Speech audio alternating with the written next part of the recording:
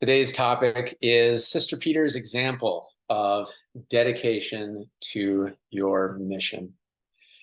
So she passed away earlier this week, as you all know, and this is her here, a nun in the Poor Clares. So the Poor Clares are cloistered nuns. They take a vow to seclude from society and live on the convent grounds for their whole entire life.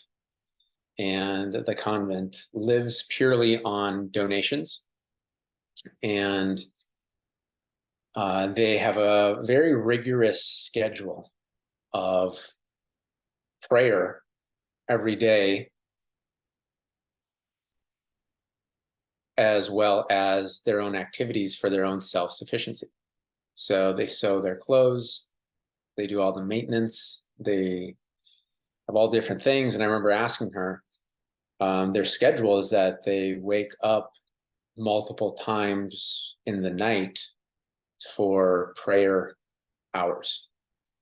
I don't remember the exact ones. It might be midnight, 3 a.m.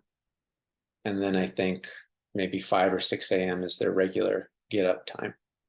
And then there's prayer intervals throughout. So family member of mine on my grandma's side. And with her life, I really found so many things to feel inspired by. Number one, dedication to her mission. Her mission was to grow closer with Christ and to live in service. So she did that fully, 100%. And so I think one takeaway here that I really enjoy is a reflection on, okay, what is our dedication to our mission? She could have said, well, I'll just, read in the morning or read on Sundays, and that'll be my, dedication. And she felt for her calling was to go all in. And I'm not here to say that if, that we're not, I'm not here to say that if we don't do this, we're not dedicated. I'm here to say is, well, let's connect to what is our mission and what is all in for our mission, and doing that. What is that for us? And I'm not here to tell you or anybody what that is. That's for each of us to connect with. And yeah, during her time there as well, she was voted into being Mother Mary Peter, which is the leader, basically the president of the nuns in the convent for multiple terms she had. So whoever's leading, I believe, is classified as the mother during that time.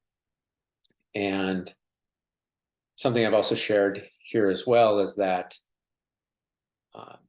during her time, she led up a big new expansion of the convent. Again, 100% donation based. And as you both know, they needed to come up with the money. There was about 500 grand left short to make the amount that they needed, and they had already gotten a lot of donations. And if I rewind back in time, our mastermind group actually went and saw her during one of our events throughout the last couple of years. So it's very special to be able, as a mastermind group, see her. And you'll notice there's the gate here, there's the lattice. That's how we saw her. So we were in a room, she's on the other side, and there's the gate because they're cloistered. That's the vow that they've taken.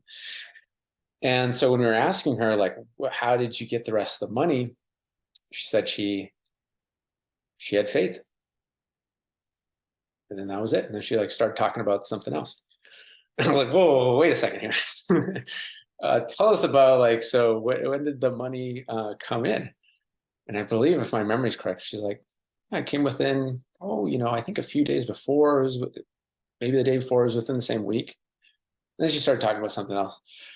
So I'm like, okay, so can we go back to that thing? Like, what was going to happen if you didn't have it? Because there was contractors, there was supplies that already shown up. And she said,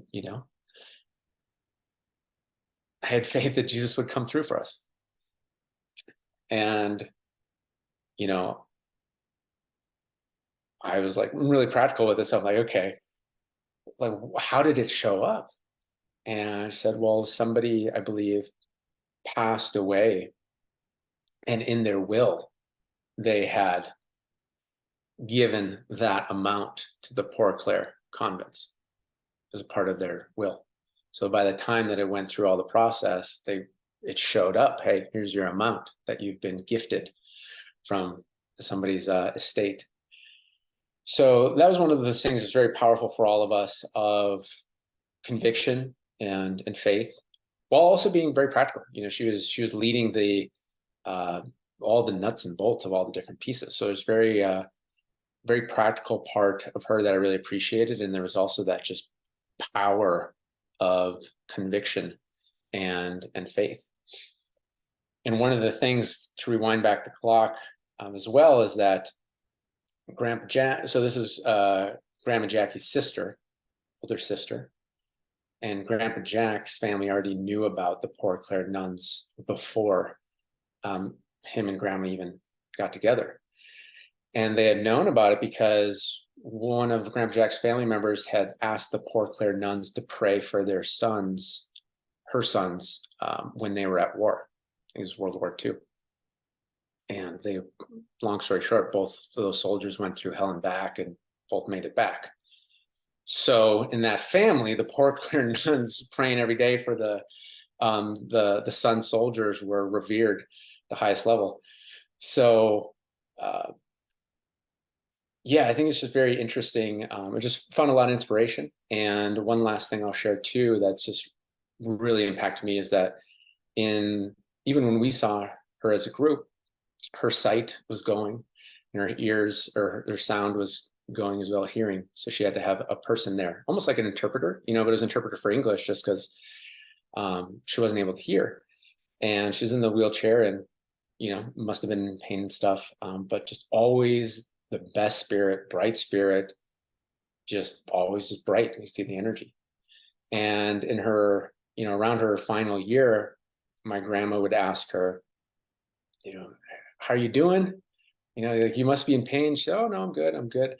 Well, you must be hurting this, must be tough that you can't listen to, the audio tapes that you used to like, or read the books you used to like, And her response was, well, Jesus suffered, so I can suffer a little.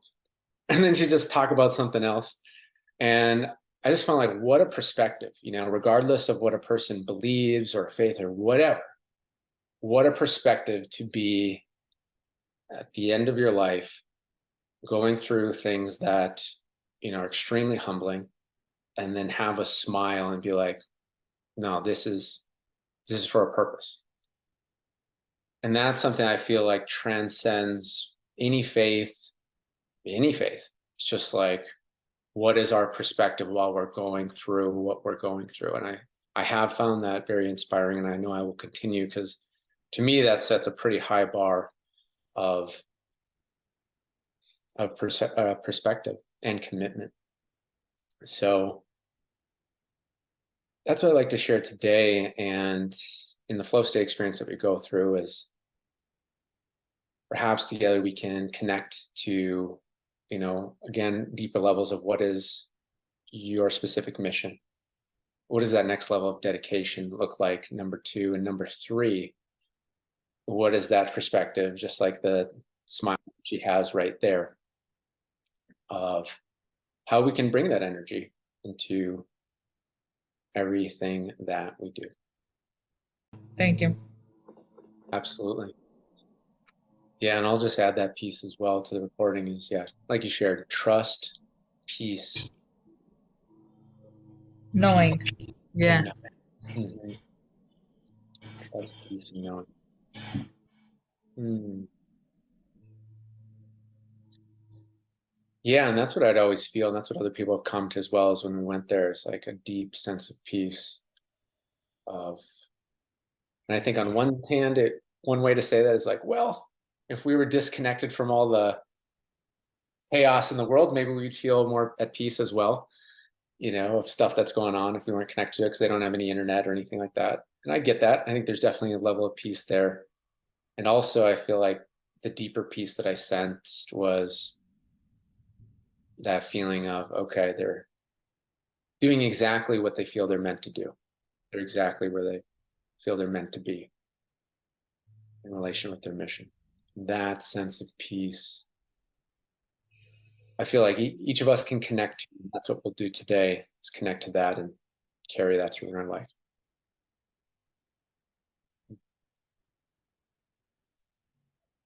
That has been Sister Peter's living example of dedication to her mission.